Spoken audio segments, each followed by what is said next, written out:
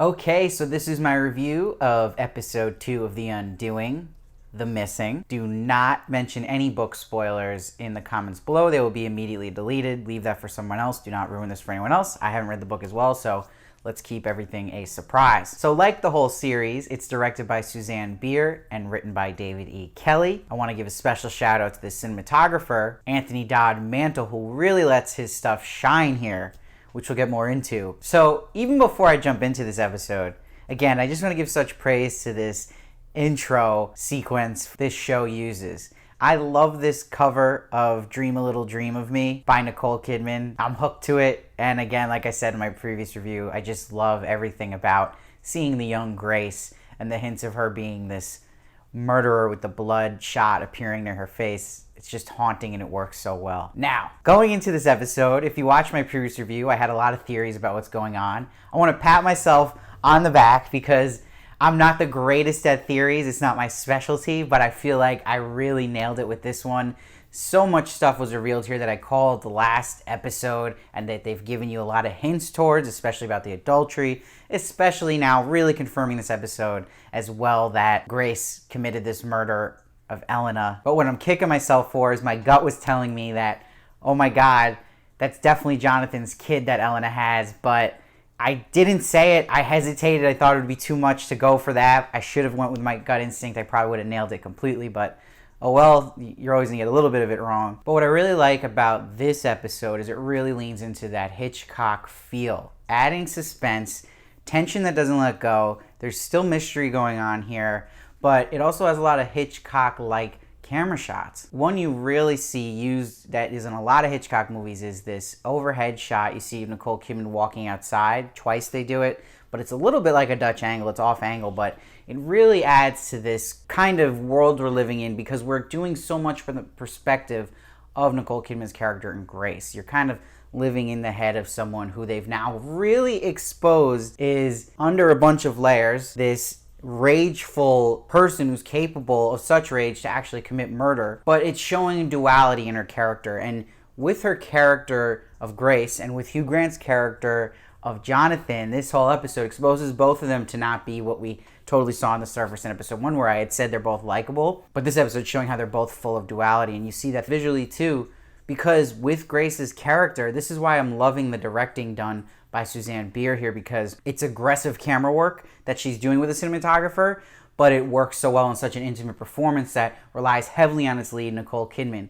And Nicole Kidman is one of those few actors that can actually pull this off, where she's carrying so much emotion in each scene that you're kind of sitting in her shoes, but the camera is also doing the legwork as well. It's like this perfect sync where the camera work is running off of Nicole Kidman's performance. And what I mean by that, and with the duality, is because when you see Nicole Kidman's character, especially in my favorite scene in this episode, the interrogation scene of Nicole Kidman, you see that it's cutting to these extreme close-ups of her talking, and she's like talking under her breath. But that's that deep, like rageful, capable of murder person showing you, coming to the surface for a second, and the camera showing you that. But then it pulls out and will brilliantly edit between these two, by the way, which is not easy, but it shows you her side she shows to everyone else, where she's crying, she's worried where her husband is, but there's a other layer in there. And they show that too with the cameras, because we see even an early scene where she's sitting on the bed, and I love this shot where it shows her reflection in two mirrors, a small mirror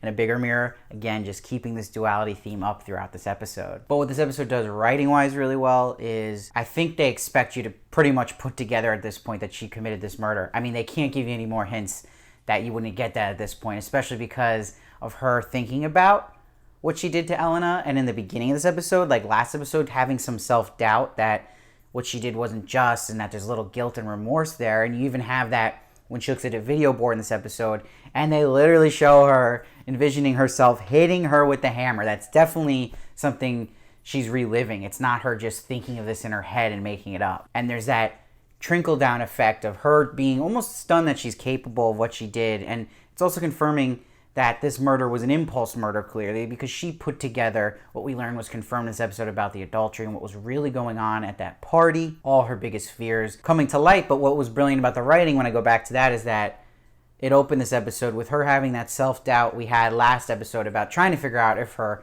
husband actually is having an affair, calling this hotel, and then having those feelings of thinking about Elena with her family and the baby and feeling bad that she might have done this wrong. But as the episode goes on, she's getting more confirmation that her instincts were right about her husband.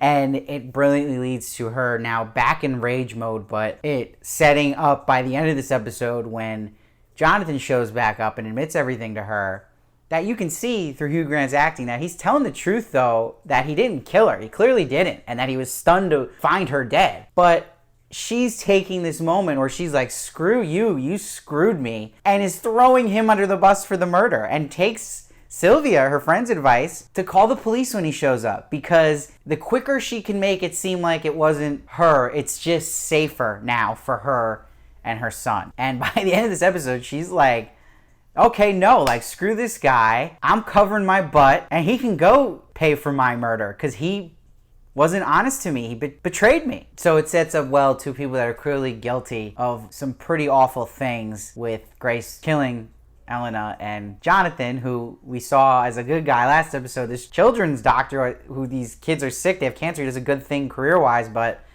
behind the scenes, he's a pretty bad husband and father here. But she's ready to have him go down for her secret, because she's calling him a liar in this scene, but she's also got the biggest lie of them all that she hasn't told anyone. But what's unique about this story, and I like, is that even though you kind of can figure this out, it's still intense and suspenseful, because there's definitely more to this story, and especially backstory I feel like they're going to reveal about Grace. But it puts you through the eyes of Grace, and it's interesting because she already committed something that you would do when you put all the pieces together in this murder, right? But her undoing, like the title of the show, starts in this episode when she starts realizing it was true, but it's after the fact of her already committing the sin. So that's what's interesting in that. Where does a character go from that? And it seems like she's leaning towards more like, screw you, and kind of trying to push down that she actually killed this woman. And that's why when she saw the videotape on that monitor of seeing Elena, that she was like, no, like, couldn't look at what she did. But she can justify it in her head and kind of ignore it when she thinks about how angry she is at her deceitful husband and ready to throw him to the dogs. I love, too, in the scene, this interrogation scene, where one of the detectives say to her, talking about all this information he's giving her about her husband, you don't want to know, or is it that you already do know? That's such an important line. That sums up everything we've seen with Grace so far.